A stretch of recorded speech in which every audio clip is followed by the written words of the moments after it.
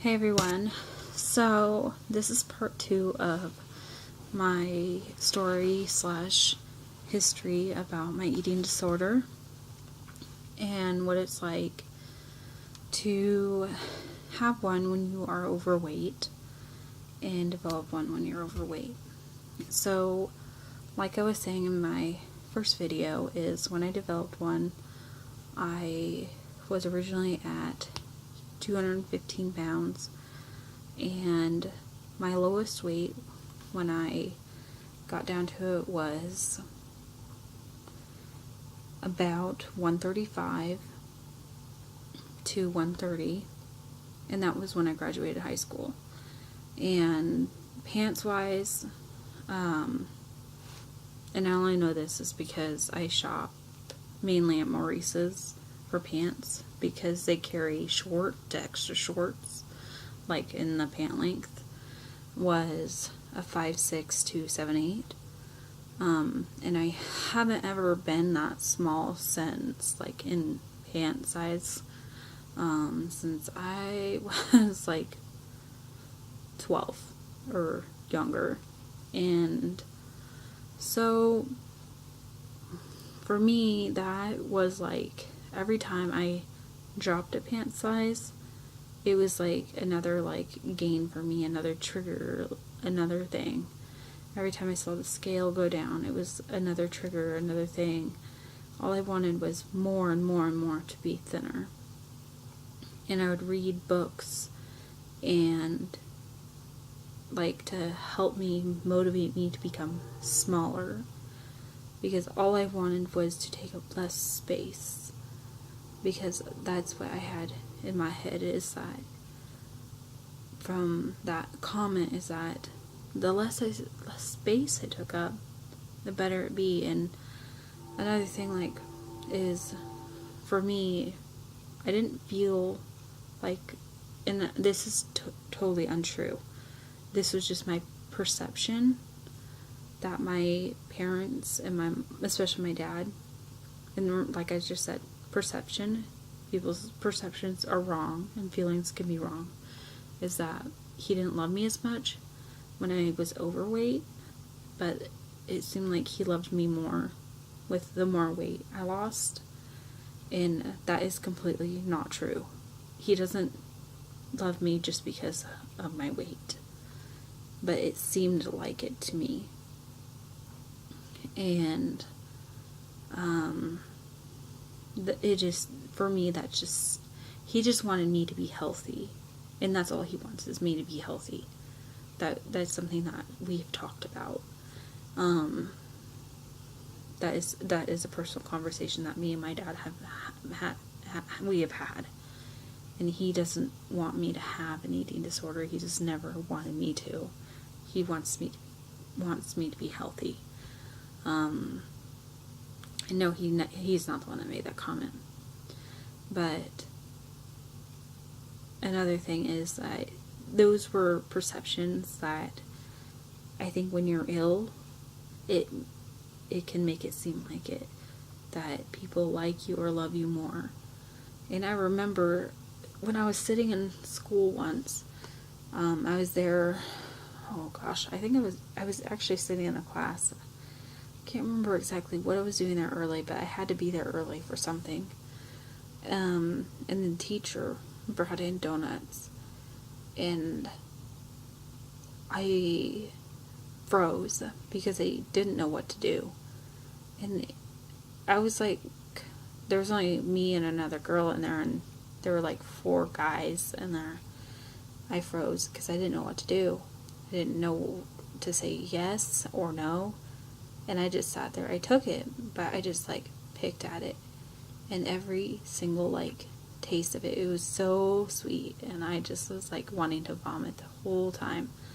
And I was so glad that when I could leave, I just like threw it away. I was just like, I didn't know how to respond to it, because I was just like so overwhelmed by it. And it was almost felt like a test to me, like, is this girl gonna eat it or not? Like, I remember when I first started dieting and stuff, like, because I didn't buy clothes for a long time, like new clothes, and so my old clothes were like falling off me, and I remember that because I refused to buy new clothes for a while because I was afraid to. And I'm sure some of my teachers were probably like, does this girl not get new clothes or anything? I don't know what they thought, but like, and I always wore, like, for a while I wore like really baggy clothes and baggy sweatshirts and stuff, but it was really hard for me because, and then like, I remember one of the counselors saying, I hope you're losing weight healthy, and all I could say is, oh, I am. And part of me wanted to be like, I just wanted to break down and cry and just be like, I wanted to tell her the truth. I wanted to tell everybody the truth. And when you feel like you're trapped between the lines of wanting to say something and then you can't, it's hard when you want to talk about something and when you feel like you can't. And like, even today, like, it's hard because I know I'm not completely healed from my eating disorder. I know that. I obviously have had the rebound effect. What this can actually happen, it's a true thing. When people develop eating disorders, they can have a rebound effect and actually gain more weight back. And this actually happened to me. I not only gained the weight back, but I gained back way more than what I originally had. I actually have a picture. This isn't actually, this is worse. Hold on. I'm just going to fold this piece of paper with the picture on it of me, and just kind of, you can kind of see me right here. But right here is me. And that's not even at my heaviest weight. Right there. That's not, it's not even at my heaviest weight. My heaviest weight, I'm not even kidding, was at 275. And I reached that in 2012.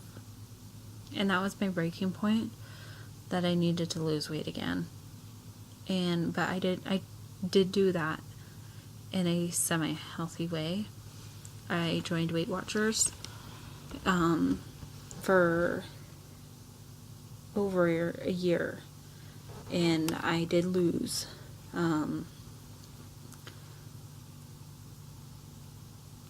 40 pounds, I think, on that. I'd have to calculate it in my head, but I know I lost like 40 pounds on that. And on my own, without that, I've lost another chunk of weight, because now I'm down to 202. And I know I'm down below what I used to weigh before I even developed an eating disorder. But it is extremely hard, not only because of that, because I'm on mental health medication. I take medication that can easily make me gain weight if I'm not careful. I'm pretty sure they can. I think Klonopin and all, like, I take 3 different medications. I take Klonopin, Topamax, and Zoloft. Though I think Topamax can help you lose weight, but I haven't lost any weight because of being on it. I've stayed the same. But my point is, I can easily be triggered back into it. Like, it's hard for me to eat 3 meals a day still. Like, that is one of the biggest things, is people ask, oh, well, do you eat three meals a day? And I'm like, no. And the one thing I have been able to maintain since April of this year is I am been successful about cutting out the like 95% of pop. like soda out of my diet. Actually, I'd say 97% of soda, because someone will buy me a soda and I'll take like a few sips and I'll drink the rest of it. I do drink coffee, but that's another thing, but I don't care. I like coffee. But the point is, I am making healthy steps. But how does one that is overweight and has dealt with an eating disorder actually get help? Is my question in the first place, because most doctors, if they look at you and you say, oh, well, I struggle with an eating disorder, and you were at a really high weight and then you drop weight, even like in my past, they would look at you and be like, what? Because that actually did happen to me. Like, I was denied coverage and treatment in 2008 for help from my insurance through Kaiser because of it when I asked for help. Not only did that hurt me psychologically, but emotionally. Like, it's, to me, it was like, why even bring it up? So my question is, what do people do? I mean, there's all different kinds of eating disorders out there. It doesn't just stick to people who are thin or women. It also goes towards men. And that's just something I want to leave there. And I also want to say that I do not promote eating disorders at all, because there are serious side effects that they can cause. They can ruin your lining of your esophagus. They can hurt your teeth. And I am a major example of that. They have corroded my enamel on my teeth. Like, unless you want to be missing teeth, highly, and I have like so many cavities that I had to have filled, highly suggest don't go down the road I have been. I highly suggest it. I don't recommend an eating disorder. Don't pick it. Don't choose it. Talk about your problems to somebody. Seek counselor or something. I don't wish it upon anybody. Ever. Not even my worst enemy. So I'll leave you with that. And if you are struggling with an eating disorder, please reach out to somebody.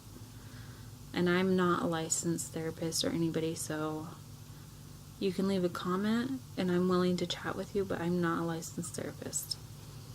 So this is the end of where I'm going to leave this. I hope you guys are doing great.